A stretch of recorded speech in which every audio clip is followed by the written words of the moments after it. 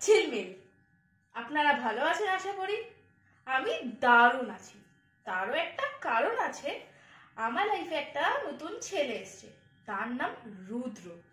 আমি তাকে খুব ভালোবাসি। আমার যখনই মন খারাপ হয় সে আমাকে দারুণ হাসায়। আর তার একটা স্পেশালিটি হলো সে দারুণ বাইক চালায়।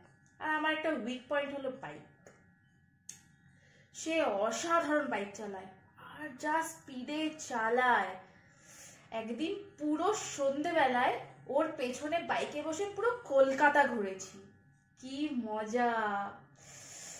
একবার জানেন, একটা ছেলে আমাকে খুব ডিস্টার্ব করছিল, বারবার ফোন করছিল। রুদ্রকে বলাতেই রুদ্র তাকে এত ঝাড়লো, তারপর থেকে ওর ফোন আমি একবারও আর পাইনি। আরো অনেক কোয়ালিটি আছে, but it's personal, you no.